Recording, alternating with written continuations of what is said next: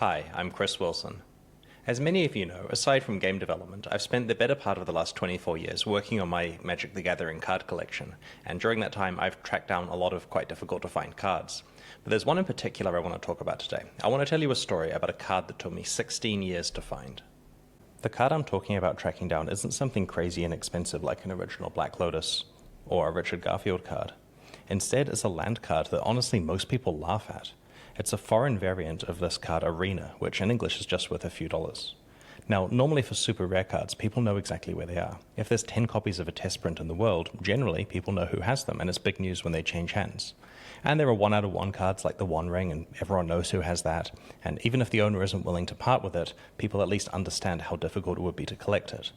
But with a card like the one I'm talking about today, it's difficult because people just don't know how many there are out there, and that's mainly because no one cares about the card, and as a collector, that makes it very difficult for me.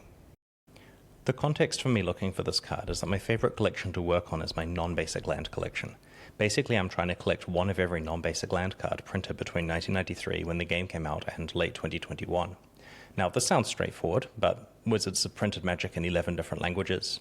There's foil and non-foil versions of cards and other variants, there's weird promotional copies, and it's been kind of a lifelong effort to try to collect all of them. There's over 30,000 unique cards in this collection, and I'm getting pretty close.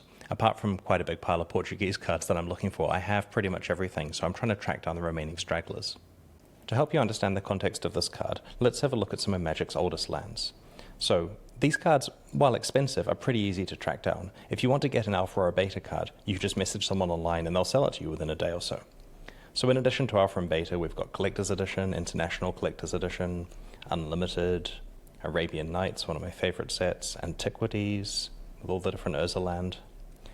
We have the Foreign Black Border Revised Dual Lands, really good for EDH.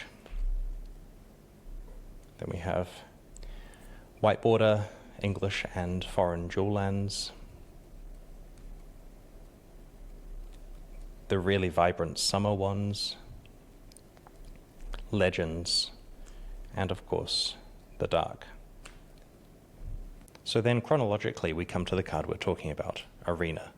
Now this is a card that wasn't present in booster packs. As you can see by this pen symbol here, it was a book redemption card. Basically you buy a book called Arena back in 1994 and read it, it's a story about the game, and you can then fill in a form in the back of the book, send it into the publisher, Harper Prism, and they post you a copy of the card in the mail. Basically a tie-in in exchange for a promotional book that's helping grow the popularity of the game. Now, this wasn't a very good card, and isn't a very good card.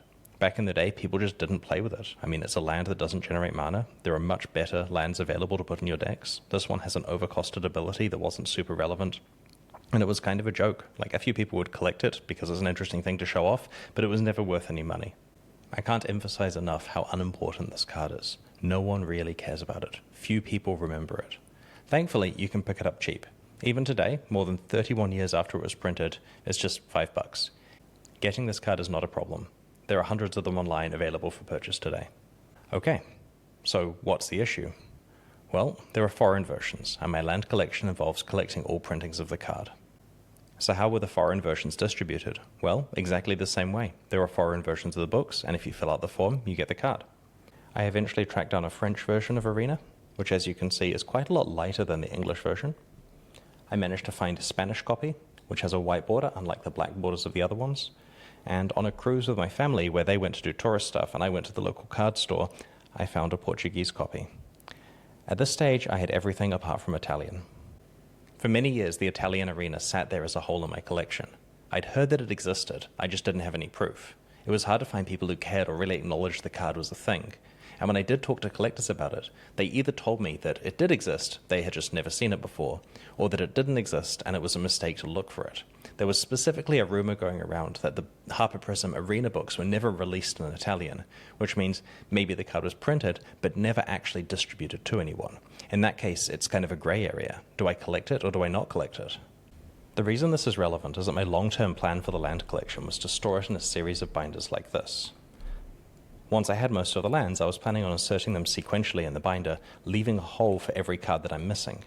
Now, if I don't know whether the arena actually exists or not, it raises a question as to whether I leave a hole there. And if I make a mistake, I have to potentially move 30,000 cards by one slot. And that would take hours, dozens of hours. At 5 seconds per card, that's like 40 plus hours of just moving it from one section in the binder to another. More time went by and I kept asking people about the card. Eventually someone pointed me to a site called Magic Rarities. It had a whole bunch of historic information about the game, and it included a section on the Harper Prism promo cards. It had information about the books and the cards that were redeemable, but more importantly, it had a section about Italian cards, and this specifically showed me a copy of Arena in Italian. Now, this is before Wizards of the Coast did digital mock-ups of their cards, so if there's a photo of it online, then at least one copy of it exists, and I must track that copy down. I was in a difficult situation, though, because a lot of people knew I was looking for the card. After all, I'd asked pretty much every collector I could talk to about it. And people also knew it was for the land collection, which I'd spent a lot of time and resources on so far, and that this was something very important to me. And so we have a card here that no one cares about, no one's going to play it in a deck, no one else is trying to collect, but because of the fact that I'm looking at for this really important collection, people could pretty much demand any price they wanted. And I'd pretty much just have to pay that or live with a hole in my collection forever. After scouring the American Magic card sites for years, I realized it was time to take the search to Europe. After all, Italy is in Europe, and the cards probably ended up in Italy because they're Italian. The largest European Magic card site is Cardmarket. It's a bit like TCG Player, a marketplace where many different sellers can list cards, but of course it caters for English and foreign languages. So I had a look, and sure enough, there were no Italian arenas, as I expected, plenty of other foreign copies though. They do let you set a trigger though, so when an arena is listed in Italian, it sends you an email. So I set my trigger and I waited. A few months went by, and then finally I got an email. Someone has listed an Italian arena. So I rushed to find someone in Europe who could receive the card for me. I did all of the setup work. I bought the card and waited a few anxious weeks for it to arrive at their house. They sent me a photo of it, and it was in Spanish, not Italian. This process then repeated a couple of times. My friend in Europe was accumulating a small pile of arenas in every language other than Italian. I guess it turns out that some European sellers were being a bit careless with what languages they listed cards in. Eventually, I managed to get the contact details of the person who took the photo that was on Rarities. He indicated that the cards are out there. Italian arenas do exist. They're just incredibly rare and are in the hands of forever collectors. He promised to help me find one. Over the course of a year, he managed to find a collector who did have a copy of Italian Arena, and they sent me this photo of it. This is the first living proof of the card actually existing, aside from the photo that was on Rarities. Eventually, a deal was struck, for a king's ransom of course, and I received the card in the mail. Finally, an Italian arena. After 16 years of looking for it, that part of the land collection was complete. The feeling was a mixture of joy and relief. I didn't have to look for this card anymore. I excitedly told my friends, and honestly, no one really cared. They knew I was looking for it, but yeah, Chris tracked it down. That's going to happen eventually.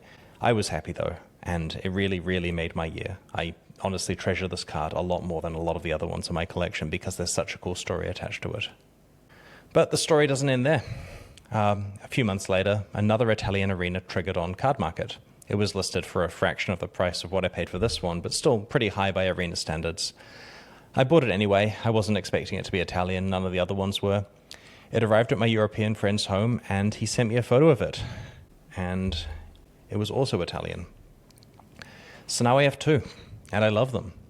And this is honestly why collecting is fun. I have arbitrarily decided this card is important to me, that this card is expensive and hard to find, and the rest of the world may not agree on its importance, but they certainly can't produce copies on demand.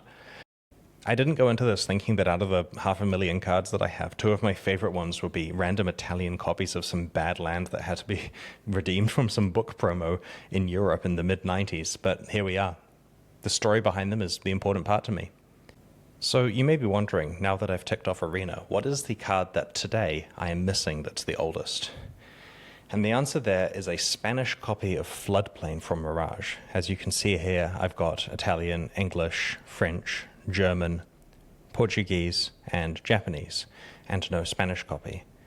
Is there an equally crazy story involving floodplains? Well, I haven't been able to track one down. I mean, there's certainly no copies on Cardmarket, and no one's ever seen one before, from what I can tell. So I started buying copies of the Spanish version of the Mirage set. And if we have a look at the lands here, this particular set has all the lands in Spanish, but the floodplain is in English. This collector was unable to find a Spanish one when they completed their entire set of Mirage.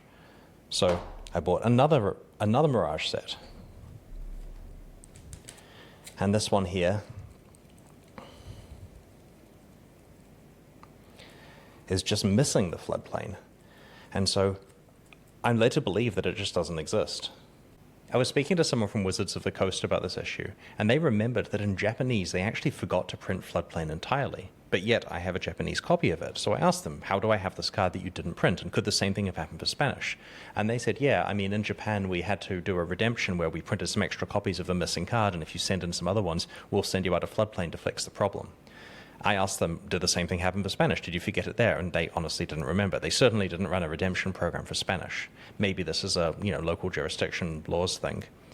So my theory at the moment is that Floodplain was just not printed in Spanish Mirage, and no one has any information about this. Please, prove me wrong if you can. I'd love to know whether it exists or not. At the moment, I can't stick the 30,000 land cards in a binder until I know whether to leave a space for it, just like with Arena, but in this case, I run out of information.